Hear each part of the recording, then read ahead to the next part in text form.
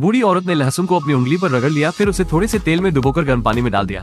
इसे 5 मिनट के लिए गर्म पानी में उबालें और फिर इसे बाहर निकालें। फिर उसने इसे एक पट्टी से लपेट लिया। कुछ दिनों के बाद बूढ़ी महिला ने पट्टी खोली, उंगली और भी बदसूरत हो गई। इसने बूढ़ी औरत को हताश और दुखी बना दिया। पिछले शुक्रवार को बूढ़ी औरत बाहर गा रही थी। राजा ने उसका गाना सुना। राजा तुरंत मुग्ध हो गया। राजा उसका चेहरा देखने वाला ही था, लेकिन जब तक बूढ़ी औरत अपने घर के अंदर जाने लगी। लेकिन इससे राजा ने सोचा यह महिला कोई और होगी, इसलिए जब वो महल में लौटा तो वो तुरंत उसके आदमी को कीमती हार देने के लिए भेजता है। बूढ़ी औरत को हार मिलने के बाद बहुत खुशी होती है। वो उसे पहन लेती है। वो आईने में अपने आप को देखती है। उसे ऐसा लग रहा था मानो वो फिर से 18 साल की हो गई हो। लेकिन फिर उसकी बहन ने उसे हार वापस करने के लिए कहा और कहा दिन में सपने देखना बंद कर दो। लेकिन बूढ़ी औरत को लगा कि यह उसके भाग्य को बदलने का एकमात्र मौका है। वो इस अवसर को जाने नहीं दे सकती थी। जब रात में राजा उसके दरवाजे पर आया, वो सुंदर लड़की को देखने के लिए तैयार था। राजा ने अंदर से कोई प्रतिक्रिया नहीं देखी, इसलिए वो दरवाजे पर चिल्लाया। फिर बूढ़ी औरत समझाने के लिए दौड़ी, मैं सिर्फ एक गरीब लड़की हूँ, मैं मालिक के लायक नहीं हूँ। राजा ने जब उसकी आवाज सुनी तो राजा की इच्छा मजबूत और मजबूत हो गई। बूढ़ी औरत ने राजा को इसी समय परसों फिर से आने के लिए कहा और कहा पहले वो अपनी एक उंगली उसे दिखाएगी।